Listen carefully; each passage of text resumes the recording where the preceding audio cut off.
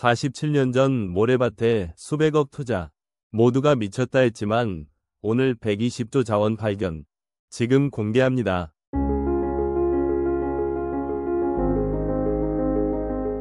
안녕하세요. 47년간 대한민국 경제정책의 최전선에 있었던 전 청와대 경제수석 차민준입니다.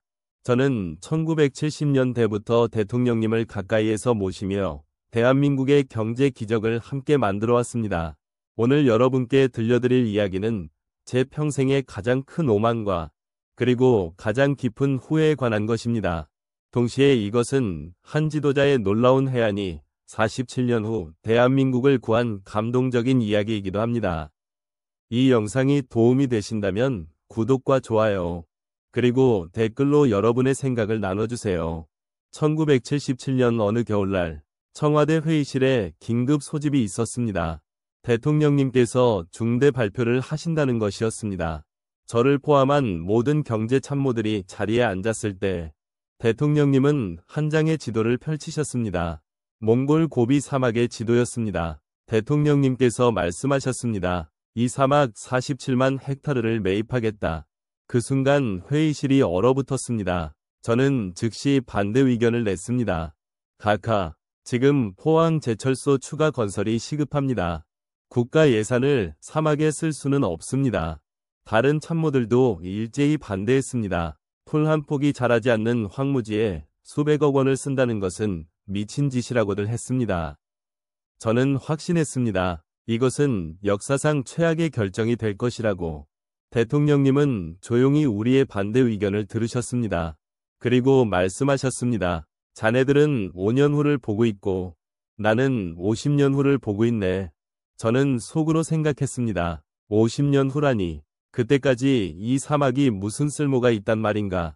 하지만 대통령님은 흔들리지 않으셨습니다. 오히려 더 강하게 말씀하셨습니다. 전쟁이 나면 호르무즈 해협이 막힌다. 그러면 대한민국은 일주일 만에 연료가 바닥난다. 탱크는 멈추고 전투기는 날지 못하고 우리 군대는 무용지물이 된다. 이 말씀에 저는 할 말을 잃었습니다. 하지만 여전히 이해할 수 없었습니다. 사막이 그 문제를 어떻게 해결한단 말입니까? 대통령님은 창밖을 바라보며 말씀하셨습니다. 이 땅이 우리 군대의 심장이 될 것이네. 전선이 무너져도 끊이지 않는 보급선이 될 것이고. 저는 그 순간에도 믿지 못했습니다. 모래밭이 어떻게 군대의 심장이 된단 말입니까? 회의가 끝나고 저는 동료들과 한숨을 쉬었습니다. 우리는 대통령님을 설득하지 못했고 그 결정은 번복되지 않았습니다. 며칠 후 대통령님은 몽골과의 매매 계약서에 서명하셨습니다. 저는 그 모습을 지켜보며 속으로 울었습니다. 대한민국의 미래가 사막 모래에 묻히는 것 같았습니다. 하지만 47년이 지난 지금 저는 압니다. 그날 제가 얼마나 어리석었는지를. 대통령님은 저를 부르셨습니다. 차 수석, 함께 몽골에 가세.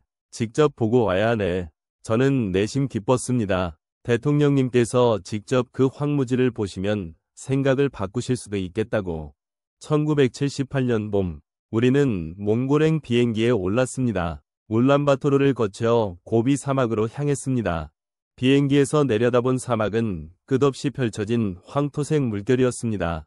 그 광활함은 인상적이었지만 동시에 절망적이었습니다. 지프차를 타고 사막 속으로 들어갔습니다. 사방이 모래뿐이었습니다. 바람이 불면 모래먼지가 얼굴을 때렸습니다. 숨쉬기조차 힘들었습니다. 저는 생각했습니다. 역시 실수였다. 이곳에서 무엇을 할 수 있단 말인가. 하지만 대통령님은 달랐습니다. 차에서 내리시더니 모래를 한 줌 쥐셨습니다. 그리고 하늘을 올려다보셨습니다. 좋아. 햇빛이 풍부하네. 저는 이해할 수 없었습니다. 햇빛이 무슨 소용입니까? 여기선 농사도 지을 수 없는데. 저녁이 되자 몽골 정부 인사들과의 만찬이 있었습니다. 대통령님은 그들에게 말씀하셨습니다. 우리는 형제입니다. 고구려의 후예들이 다시 만난 것이오. 몽골 장관이 감동한 표정으로 말했습니다.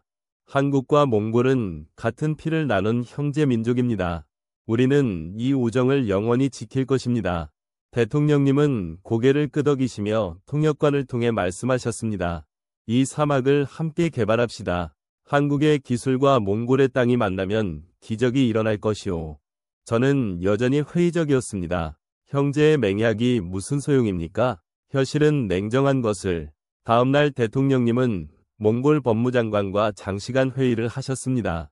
저도 배석했습니다. 대통령님은 놀랍도록 꼼꼼하게 계약서의 모든 조항을 검토하셨습니다. 특히 등기 절차에 집착하셨습니다. 이 땅의 소유권이 완전히 대한민국에 있어야 하네. 종이 한 장이 모든 것을 결정하네. 몽골 법무장관이 보증했습니다. 이 등기부 등본은 몽골 법으로 완전히 보호받습니다. 한국의 소유권은 영구적입니다. 대통령님은 만족하신 듯 고개를 끄덕이셨습니다. 그리고 저를 보시며 말씀하셨습니다. 차 수석, 이 서류를 잘 보관하게. 50년 후에 이것이 대한민국을 구할 것이네. 저는 그 서류를 받아들며 생각했습니다. 50년 후라니. 그때까지 이 종이가 무슨 의미가 있겠습니까? 한국으로 돌아오는 비행기 안에서 대통령님은 창밖을 바라보며 말씀하셨습니다. 자네는 이해 못하겠지만 나는 본 것이 있네. 미래를 봤네. 저는 대답하지 않았습니다. 미래라니. 저는 현실을 보고 있었습니다. 사막은 사막일 뿐이라고. 그로부터 세월이 흘렀습니다. 대통령님은 서거하셨고 저는 청와대를 떠나 민간 컨설턴트가 되었습니다. 몽골 사막 이야기는 까맣게 잊혀졌습니다. 아니, 저는 의도적으로 잊으려 했는지도 모릅니다. 그것은 제 경력의 오점이라고 생각했으니까요. 하지만 2005년 모든 것이 바뀌었습니다. 그날 아침 뉴스를 보다가 저는 커피를 쏟을 뻔했습니다. 화면에 몽골 고비 사막이 나왔습니다. 그리고 기자가 흥분된 목소리로 말했습니다. 한국 연구팀이 몽골 사막에서 태양광 에너지를 이용해 항공 연료 생산에 성공했습니다. 이것은 세계 최초의 쾌거입니다. 저는 화면에 못 박힌 듯 앉아 있었습니다. 태양광으로 항공 연료를 만든다고요. 그것도 저 사막에서. 기자는 계속 설명했습니다. 한국 과학자들은 태양광 패널로 생산한 전기로 물을 전기분해하여 수소를 만들고 이를 다시 합성하여 항공 연료와 디젤을 생산하는 데 성공했습니다. 고비 사막의 풍부한 일조량이 핵심이었습니다. 저는 그제야 깨달았습니다. 대통령님이 그날 모래를 쥐고 하늘을 올려다보신 이유를, 햇빛이 풍부하다고 하신 그 말씀의 의미를. 뉴스는 이어졌습니다. 이 기술이 상용화되면 대한민국은 에너지 자립이 가능해집니다. 특히 군용 연료를 자체 생산할 수 있게 됩니다. 저는 손이 떨렸습니다. 군용 연료. 전선이 무너져도 끊이지 않는 보급선. 우리 군대의 심장. 대통령님의 그 말씀들이 귓가에 울렸습니다. 저는 서둘러 과학기술부에 전화를 걸었습니다. 그 프로젝트에 대해 더 알고 싶다고 했습니다. 담당자가 설명했습니다. 차 선생님, 이것은 30년 전부터 준비된 프로젝트였습니다. 박 대통령님께서 사막을 매입하실 때 이미 미래 에너지 기술의 발전을 내다보셨던 겁니다. 저는 할 말을 잃었습니다. 30년 전, 1977년, 제가 반대하던 그때, 담당자는 계속했습니다. 대통령님은 과학자들에게 비밀 연구팀을 만들라고 지시하셨답니다. 언젠가 태양으로 연료를 만드는 기술이 개발될 것이니 그때를 대비하라고 하셨대요. 저는 전화를 끊고 한참을 멍하니 앉아 있었습니다. 대통령님은 단순히 사막을 산 것이 아니었습니다. 미래를 산 것이었습니다. 그날 밤 저는 오랫동안 잠들지 못했습니다. 47년 전 그 회의실이 떠올랐습니다. 제가 얼마나 오만했는지, 5년 후만 보고 있었던 제 자신이 얼마나 작았는지. 대통령님은 50년을 보셨습니다. 아니, 그 이상을 보셨습니다. 다음날 저는 몽골 프로젝트 현장을 방문했습니다. 한때 아무것도 없던 그 사막에 첨단 시설이 들어서 있었습니다. 수십만 개의 태양광 패널이 햇빛을 받아 반짝였습니다. 거대한 전기분해 시설이 가동되고 있었고, 연료 합성 공장에서는 실제로 항공 연료가 생산되고 있었습니다. 현장 소장이 자랑스럽게 말했습니다. 이곳에서 생산되는 연료는 한국 공군 전투기의 30%를 담당할 수 있습니다. 그리고 계속 확장 중입니다. 저는 그 광경을 보며 눈시울이 뜨거워졌습니다. 대통령님이 오르셨습니다. 이 사막은 정말로 우리 군대의 심장이 되고 있었습니다. 하지만 이것은 시작에 불과했습니다. 진짜 기적은 아직 오지 않았습니다. 2015년 저는 한 통의 긴급 전화를 받았습니다.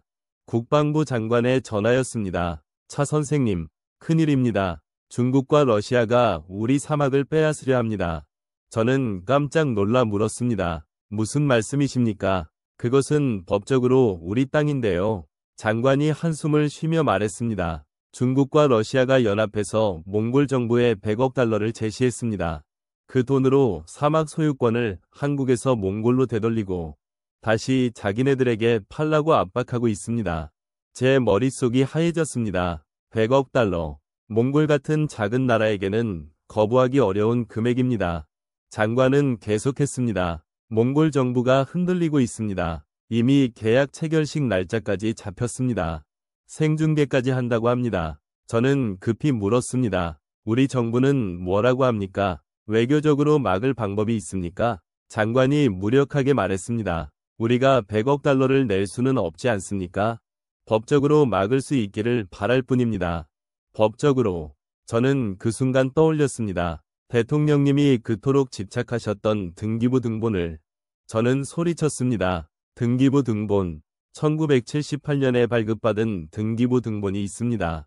그것은 몽골 법으로 완전히 보호받는다고 했습니다. 장관이 급히 말했습니다. 그것을 찾아야 합니다. 당장. 저는 곧바로 국가기록원에 연락했습니다. 다행히 그 문서는 잘 보관되어 있었습니다. 47년 전 대통령님이 제게 맡기셨던 그 종이 한 장이. 우리는 급히 그 문서를 몽골로 보냈습니다. 몽골 법무장관에게 전달하면서 이것이 법적으로 유효한 소유권 증서라고 강조했습니다. 계약 체결식 당일 전 세계 언론이 지켜보는 가운데 몽골 대통령이 중국 러시아 대표단과 함께 등장했습니다. 중국 대표가 100억 달러 수표를 들어 보였습니다. 카메라 플래시가 터졌습니다. 저는 TV 앞에서 손에 땀을 쥐고 지켜봤습니다. 끝났구나. 100억 달러 앞에서 법이 무슨 소용인가. 하지만 그때 몽골 법무장관이 단상으로 걸어 나왔습니다. 그는 손에 서류를 들고 있었습니다. 법무장관이 마이크를 잡고 말했습니다. 잠깐만요. 이 계약은 진행될 수 없습니다. 회장은 술렁였습니다. 중국 대표가 화를 내며 소리쳤습니다. 무슨 소리요? 우리는 100억 달러를 준비했어. 법무장관이 침착하게 서류를 들어 올렸습니다. 이것은 1978년 발급된 토지 등기부 등본입니다. 이 땅의 소유권은 대한민국에 있습니다. 몽골 법상 이 소유권은 영구적이며 양도 불가능합니다. 회장이 조용해졌습니다. 러시아 대표가 항의했습니다. 그런 낡은 문서가 무슨 효력이 있어? 법무장관이 단호하게 말했습니다. 몽골은 법치 국가입니다. 100억 달러보다 법이 우선입니다. 이 계약은 무효입니다. 저는 TV 앞에서 눈물을 흘렸습니다. 대통령님, 당신이 오르셨습니다. 종이 한 장이 정말로 모든 것을 결정했습니다. 위기가 넘어간 후 정부는 대대적인 사막 조사를 시작했습니다. 최첨단 지질 탐사 장비를 동원했습니다. 그리고 2016년 봄 조사 결과가 발표되었습니다. 저는 발표장에 초대받아 참석했습니다. 한국지질자원연구원 원장이 단상에 올라 발표를 시작했습니다. 여러분, 오늘 발표할 내용은 대한민국의 운명을 바꿀 것입니다. 스크린에 지하 구조도가 나타났습니다. 원장이 레이저 포인터로 가리키며 말했습니다. 사막 지하 500m에서 2000m 사이에 엄청난 자원이 매장되어 있습니다. 첫째, 우라늄입니다. 추정 매장량은 20만 톤. 이것은 한국의 원자력 발전을 100년간 가동할 수 있는 양입니다. 회장이 웅성거렸습니다. 저는 숨을 죽이고 들었습니다. 원장은 계속했습니다. 둘째, 텅스텐과 히토류입니다. 텅스텐은 10만 톤, 히토류는 50만 톤이 매장되어 있습니다. 이것은 첨단 반도체와 전기차 배터리 생산에 필수적인 자원입니다. 한 참석자가 손을 들고 물었습니다. 그것의 가치는 얼마나 됩니까? 원장이 대답했습니다. 현재 시장 가격으로 환산하면 약 50조 원입니다. 회장이 탄성을 질렀습니다. 하지만 원장은 말을 멈추지 않았습니다. 그리고 마지막으로 가장 놀라운 발견입니다. 저는 몸을 앞으로 기울였습니다. 원장이 새로운 지도를 띄웠습니다. 지하 3000m 지점에 거대한 유전이 발견되었습니다. 추정 매장량은 300억 배럴입니다. 회장이 폭발했습니다. 모두가 자리에서 일어나 환호했습니다. 300억 배럴이라니 이것은 사우디아라비아 다음 가는 규모였습니다.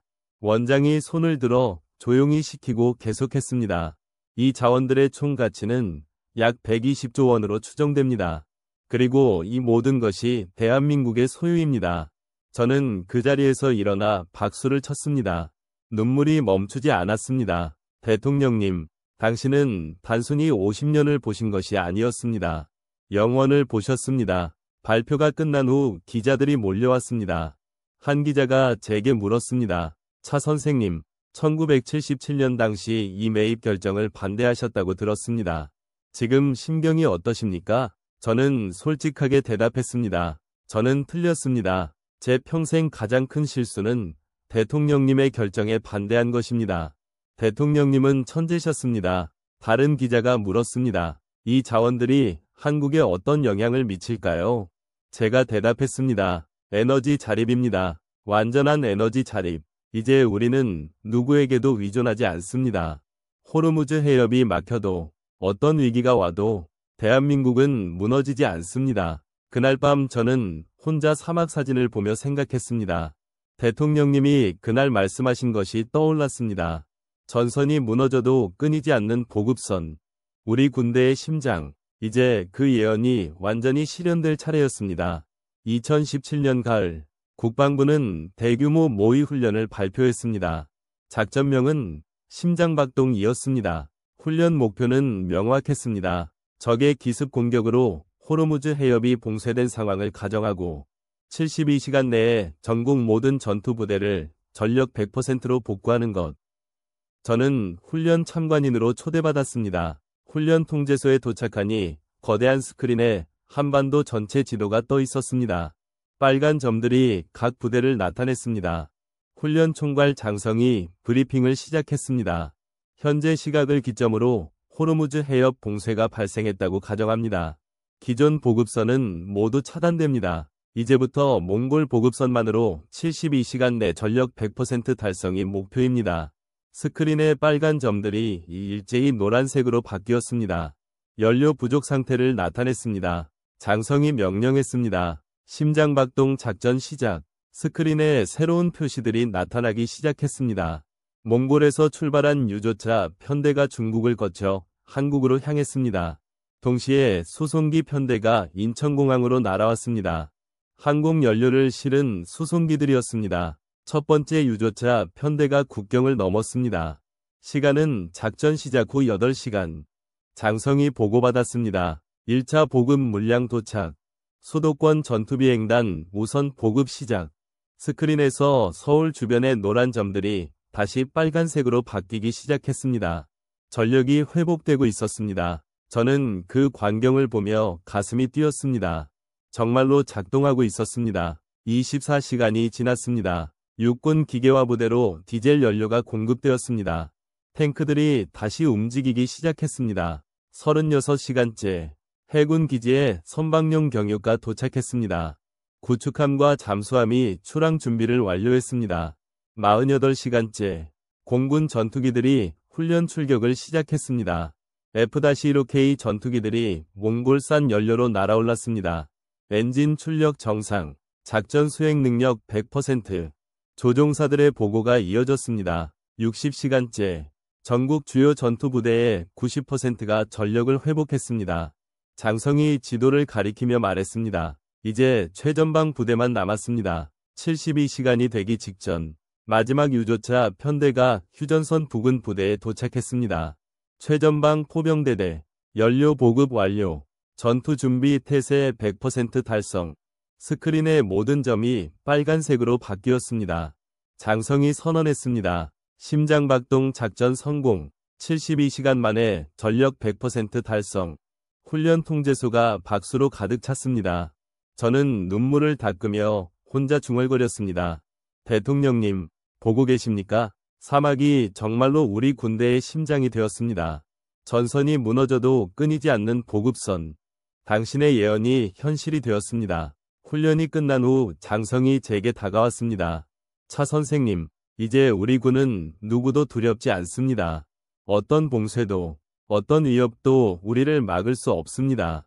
저는 고개를 끄덕였습니다. 하지만 이것이 끝이 아니었습니다. 진정한 승리는 다른 곳에 있었습니다. 2018년 봄, 저는 다시 몽골을 방문했습니다. 40년 만에 재방문이었습니다. 공항에 내리자마자 저는 깜짝 놀랐습니다.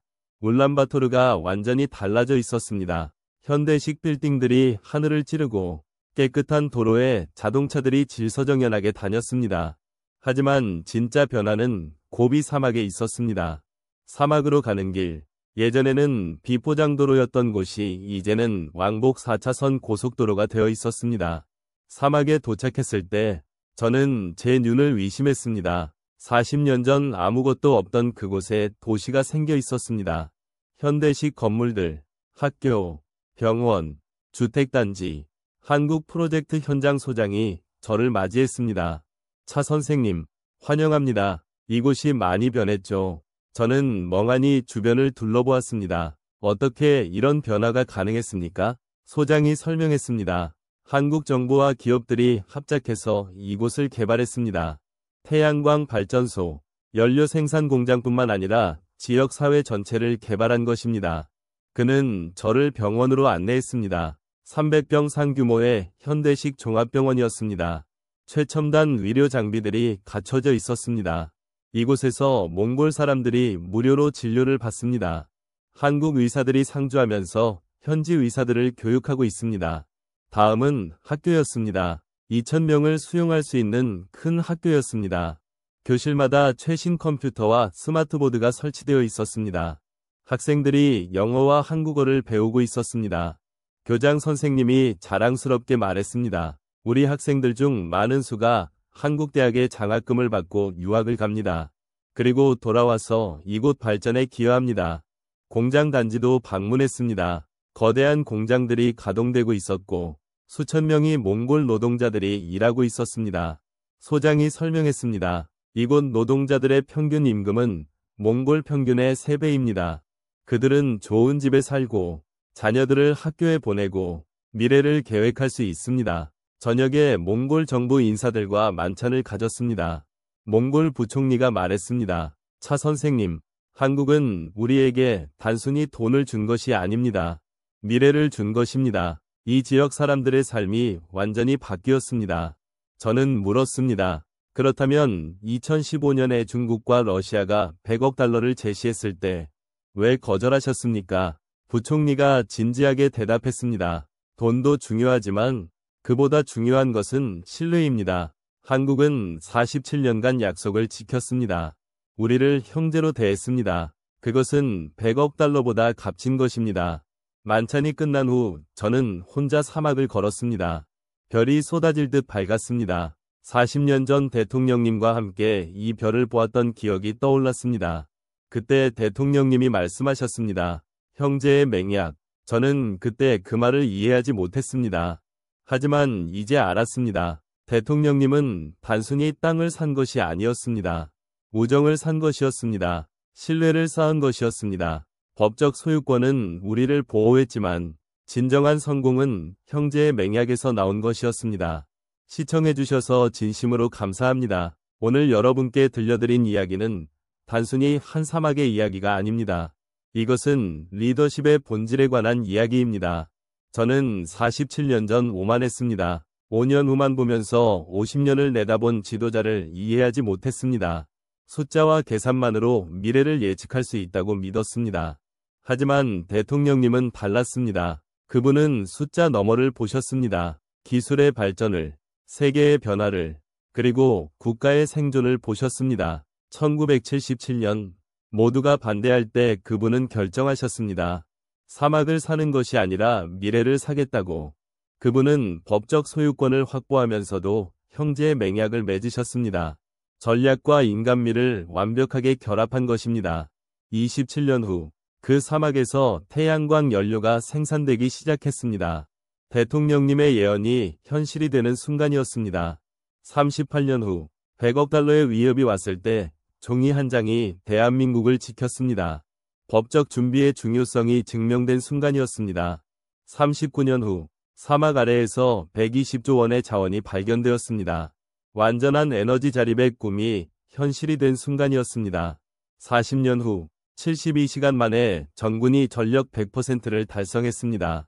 사막이 정말로 군대의 심장이 된 순간이었습니다. 그리고 47년 후인 지금 우리는 진정한 공동 번영을 이뤘습니다. 한국은 에너지 독립을 얻었고 몽골은 번영을 얻었습니다. 저는 이제 압니다. 진정한 리더는 당장의 이익이 아니라 영원한 가치를 추구한다는 것을, 숫자가 아니라 비전으로 결정한다는 것을, 그리고 혼자가 아니라 함께 성장한다는 것을. 대통령님이 그날 회의실에서 말씀하셨습니다. 나는 50년 뒤 대한민국의 생존에 서명하는 것이네. 그 말씀이 이제야 완전히 이해됩니다. 그분은 단순히 계약서에 서명한 것이 아니었습니다. 대한민국의 미래에, 자주 국방에, 완전한 독립에 서명하신 것이었습니다. 그리고 그 서명은 47년이 지난 지금도 대한민국을 지키고 있습니다. 여러분, 이것이 진정한 국가 전략입니다. 이것이 진정한 리더십입니다. 당장의 비난을 감수하고 50년 후를 선택하는 용기, 법과 신뢰를 함께 쌓는 지혜, 그리고 혼자가 아닌 함께 성장하는 비전. 저는 평생을 대통령님을 오해하며 살았습니다. 하지만 이제는 압니다. 그분이야말로 진정한 국부였다는 것을. 이 영상이 도움이 되셨다면 꼭 구독 버튼을 눌러주시고 좋아요와 알림 설정까지 부탁드립니다. 그리고 댓글로 여러분의 생각을 나눠주세요. 여러분은 이 이야기에서 어떤 교훈을 얻으셨나요? 다시 한번 말씀드립니다. 구독, 좋아요, 알림 설정을 꼭 부탁드립니다. 우리가 함께 기억하고 전해야 할 이야기들이 아직 많이 남아 있습니다. 다음 영상에서는 또 다른 놀라운 이야기로 찾아뵙겠습니다. 시청해주셔서 정말 감사합니다. 여러분 모두 건강하시고 행복하십시오. 대한민국의 미래가 밝기를 기원합니다. 감사합니다.